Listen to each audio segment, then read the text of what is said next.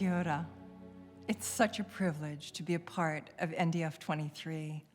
I know people often say this when they start a talk, but I mean it with all of my heart, because we live at a time in our collective history when our technologies are accelerated to such a degree that they blend so powerfully with our ancestral past, with our indigenous wisdom.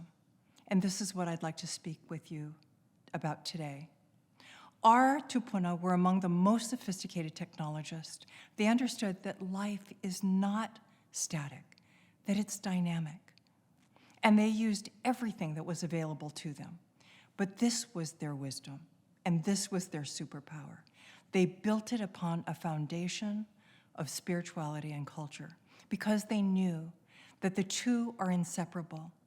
Culture and spirituality cannot be separated from one another. They are facets of the gemstone of truth, and that is a powerful thought. So to begin, let me tell you a little bit about myself so we understand the connection between us. As a child, I started school in Aotearoa. Our family first lived in Auckland, and then we moved to Hamilton. Ever since then, New Zealand has been like a second home to me, with tupuna like Whaira Rose Pere and others who inspired and helped shape my life and my thinking and my ways of being. I will always be grateful to them, and they must be acknowledged first off. At about the age of 6, we returned to Hawaii, and I was reunited with my kupuna, 3 old Hawaiian women who on the surface looked poor and humble. Now, Hawaii had gone through decades of colonization and was moving in a direction that was further away from our wisdom. And these women were so clear about who they were that they never deviated from their path. They had nothing to prove to anyone, and they sought no recognition. They knew who they were. Who they were came from a mighty and noble lineage. They co-created with Source, in whatever terms you use, the divine. They knew the names of the winds and the rains, and they spoke to each of the elements as intimately as you and I would to a beloved. They mended broken bones and helped heal the sick. They planted according to lunar cycles and fished in the same way. They said, Kapu'uwailani, we chant the universe, and you can too, everyone can, but they simply don't remember.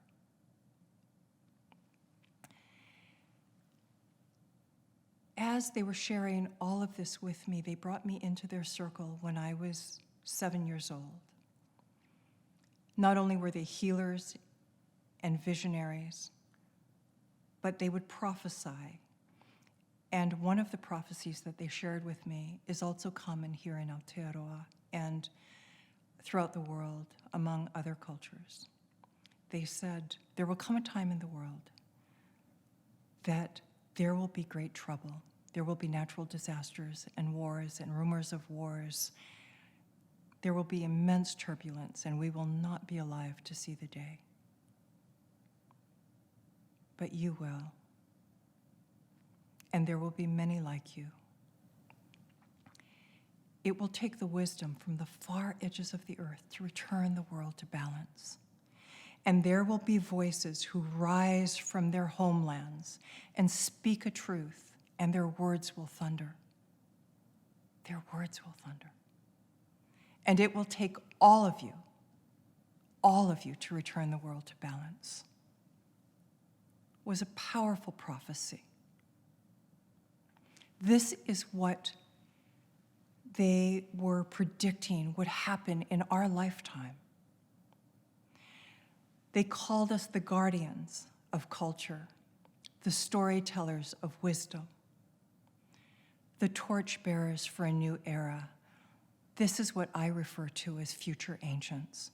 We have the ability to use technology and use it well and wisely, and marry it to our ancient past and to the wisdom and the mana that is encoded in all of us.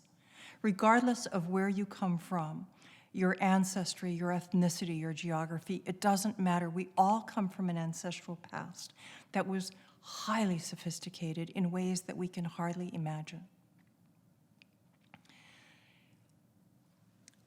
The ending of the prophecy from my kupuna is that someday, if I chose to, because they said you always have choice, we all do, you will go far away to keep the voices and the wisdom of these cultures alive so that their voices will never be forgotten. Now, at the time, it seemed like an impossibility because I grew up in a small town with no resources. The idea of traveling to any foreign land was equivalent to going to the moon. So it's hard, even now, as I sit here and speak these words, to have become not only a National Geographic explorer, but the first Polynesian explorer in the history of the National Geographic, when we're 1/4 of the Earth's surface, Oceania is. To be able to travel and to bear witness to these cultures, the heart of my work is to ensure the protection of wisdom and knowledge throughout the world. I ask that you join me in this effort, and we will, hand in hand, be future ancients, lighting the way for a bright tomorrow. In my talk, I want to break this into 3 important parts. First, the challenge, why this matters now. Second, the stakes, the risk if we ignore our calling. And 3, the way forward, a solution rooted in wisdom. So first, the challenge. We live in a world bloated with information and data, yet we are starved for wisdom. We're connected 24/7, yet loneliness and isolation and anxiety are at an all-time high. This is not merely a dilemma. This is a crisis. Second, the stakes. Every time we lose an elder, a vast library of knowledge that is generations old is lost. It is very much like the Library of Alexandria. We are not just losing our language and our myths, though those are immensely important. We are losing our cosmologies and our philosophies and the very nuances of what it means to be human. That is an immense loss. To bring home this point, I'd like to share with you a story from my experience about one of my great mentors, probably the greatest mentor. His name was Pius Mau Piai Lug. Mao was a Grand Master Navigator, a Palu, which is a Micronesian navigator priest, who was known throughout Oceania. Many of you may have heard about him. He was a teacher to Hoturua, a support and a guide and an inspiration to Nainoa Thompson and Shorty Bertleman and many others. And I was fortunate enough to have been his student for almost 10 years. When Mao knew that he was dying, he wanted to go back to his island of Satawal from Hawaii. And the last thing he said to me is, come to Satawal, bring the cameras. We make po, which is the sacred initiation ceremony for the next generation of navigators. It hadn't been conducted in 50 years. And he didn't know if anyone would be able to conduct it after him. And so I promised him that I would come with a crew and bring a camera and gear to record all of this, not understanding how difficult this journey would be.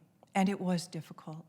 The island has almost nothing, so it took us months of preparation for our provisions of 5,000 pounds of medical supplies, food, water, gear, the fuel to run the generators, to charge up our equipment. It was intense.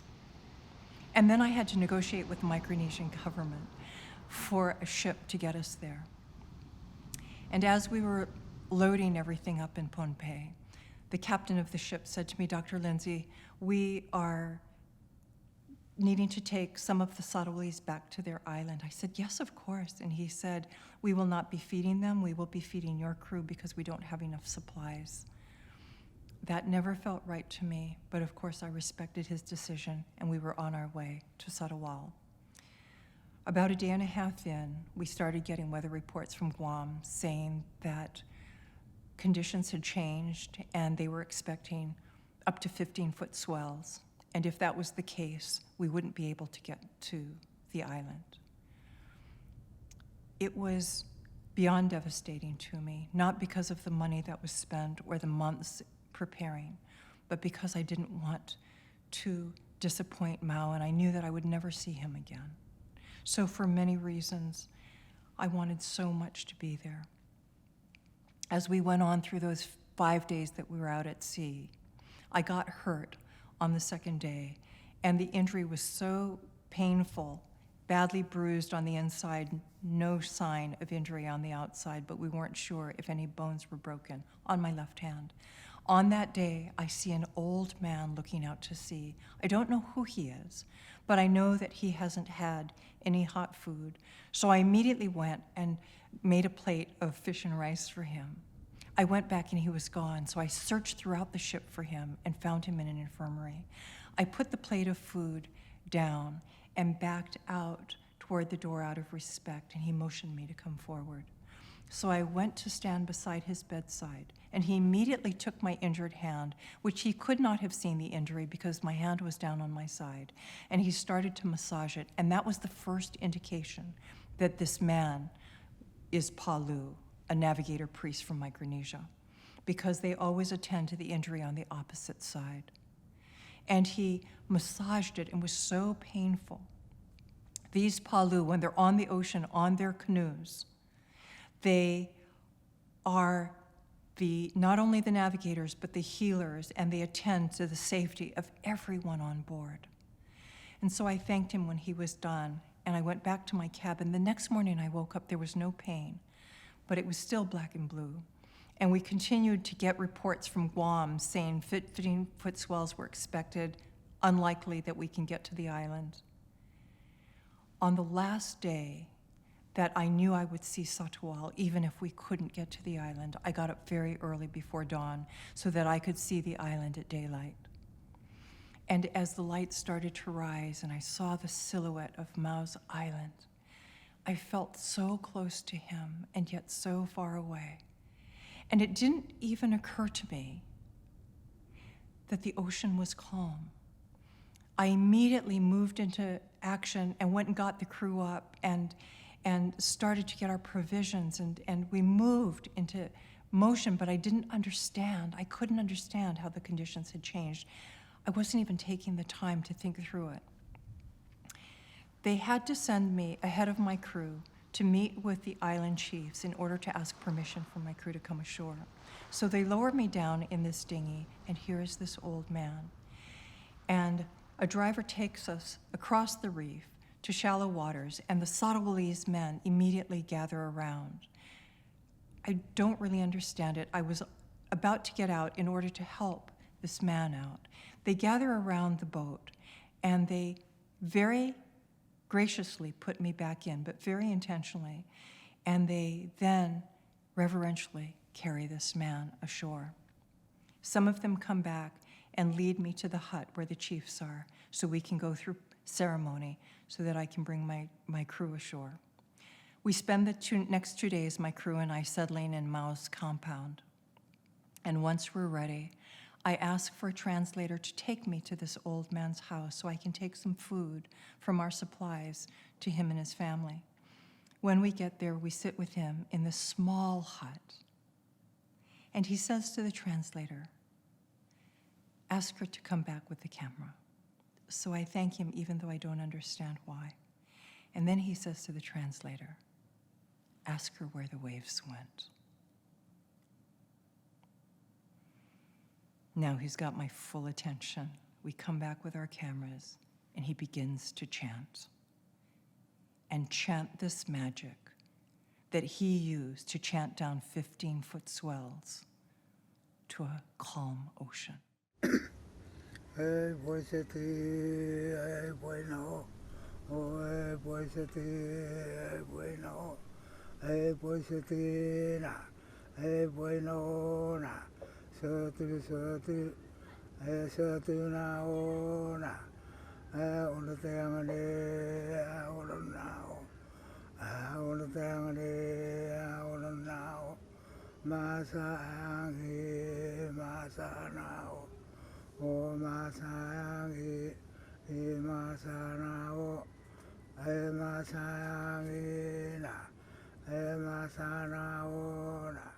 This man's name was Aramai, the oldest living celestial navigator in Micronesia, 104 years old, chanted 15-foot swells down so that we could come to Satawal. This is what it means to be part of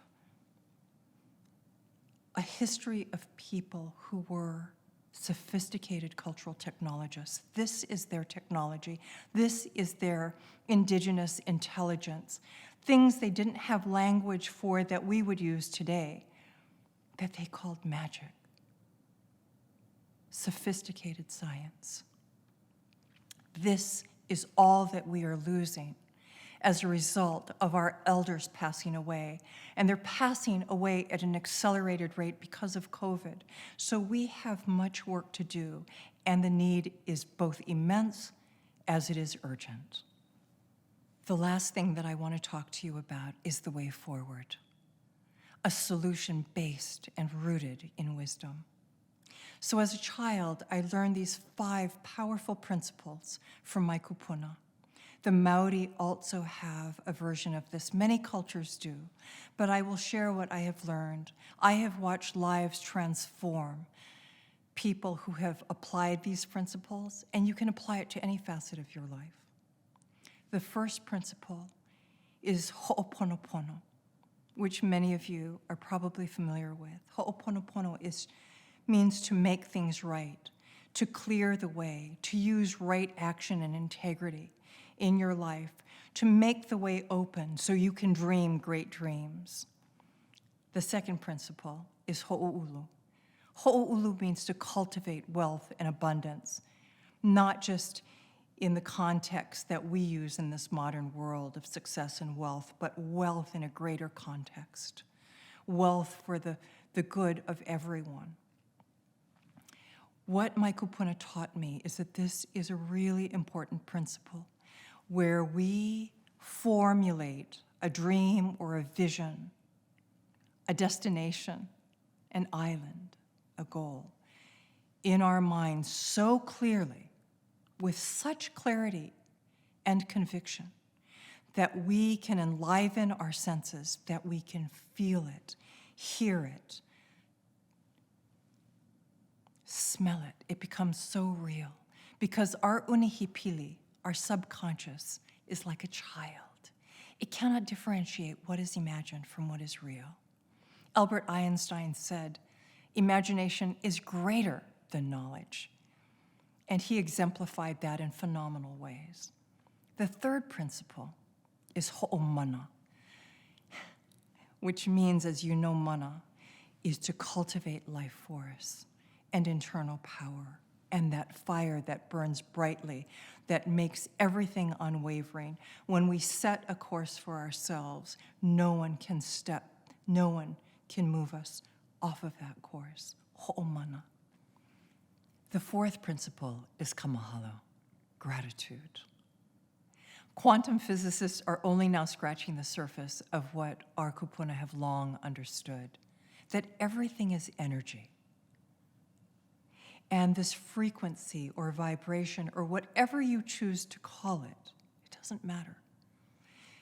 Gratitude is an elevated state, and like attracts like. So when you enter a state of gratitude and joy, you are clearing the channels of any unnecessary friction and drawing unto you that which you seek.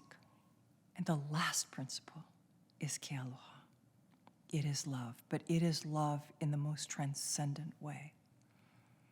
In service to all of humanity, we use our lives.